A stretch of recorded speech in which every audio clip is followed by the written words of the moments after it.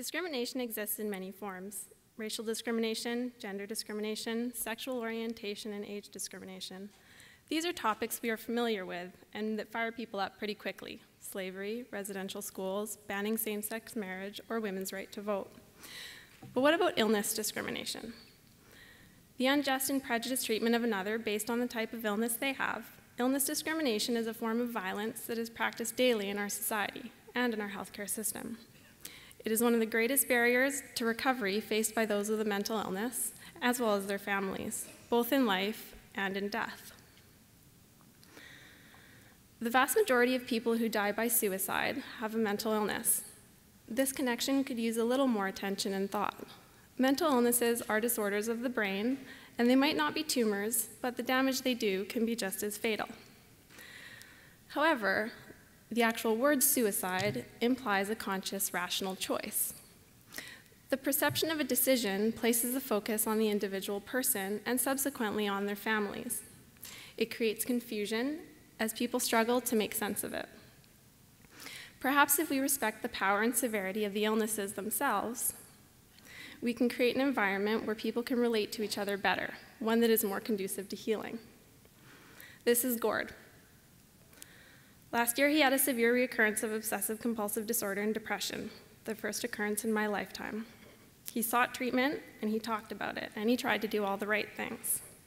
He was supported by his family, but his illnesses were very aggressive, and in the end, they took his life. Perhaps more importantly, he did not choose to turn his back and forget about the family that he loved more than anything. He was sick, and it spread quicker than anyone could keep up with.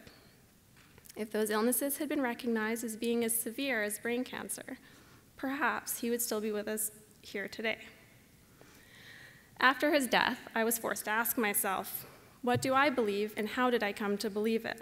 Is there such thing as a natural thought, or is everything we think shaped by the society we grew up in and live in now? And finally, do my words truly reflect what I believe?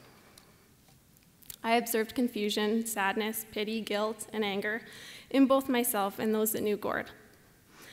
I wanted everyone to just be able to grieve his death, but people were grieving his rejection of life. I didn't believe that, so I found myself being temporarily unable to describe his death. To me, he didn't reject life any more or less than someone who died from a heart attack.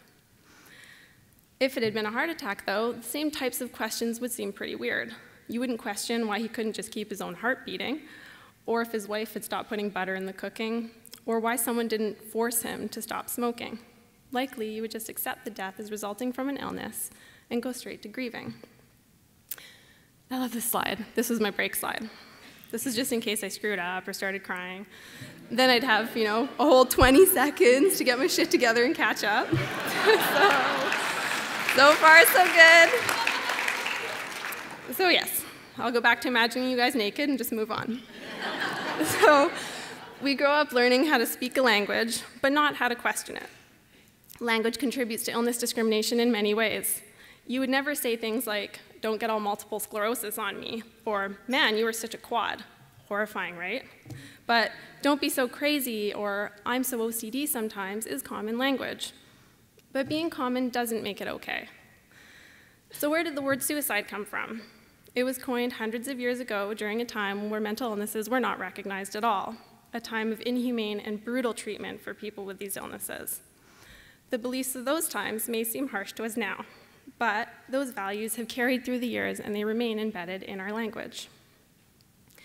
Illness discrimination is recognized in terms like suicide survivor, which has been created in reference to the loved ones left behind, not to the person who might have survived a near-death experience with their illness. No, it means the family is surviving the social aftermath or stigma of their loved one's perceived choice to die.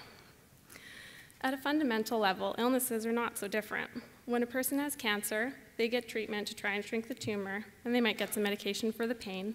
Sometimes the tumor shrinks, other times it spreads and consumes the body, takes it over, and shuts it down. When a person has depression, they get treatment to try and reroute the activity of their neurons, the intrusive and destructive thoughts, and perhaps some medication for the pain. Sometimes the thoughts lessen. Other times they spread and consume the brain, take it over, and shut it down. Is it fair to think that the person with depression has an illness that's less real? or that they wanted to live less than the person with cancer. Thoughts may not be the same as a tumor, but they are an activity of the brain. And if I went poking around in your brain with a laser, I could change what you see or hear, what you feel, and definitely what you think. As healthcare professionals, we don't just care about how to treat an illness. We care about how an illness or disability impacts a person from their own perspective. But how do we, as a society, and as healthcare service providers, through our language and our behaviors, shape and alter the impact an illness can have on someone else? My hopes for healthcare are many. I hope that trauma-informed care becomes the norm. If you don't know what it is, I encourage you to look it up and integrate it into your practice. Trauma-informed care focuses on what a person has gone through instead of what's wrong with them. It's applicable to every area of healthcare and every job in it. I hope we can deliver healthcare services that are inclusive and enabling by making it a personal responsibility to do so. The connotations in language can and will override even the best intentions. So it is better to think, what could this mean to someone, instead of this is what it means, or but that's not what I meant. Change is a process. We, as a society, have created and perpetuated illness discrimination. So we also have the capacity to reverse it. That is my hope. Thank you.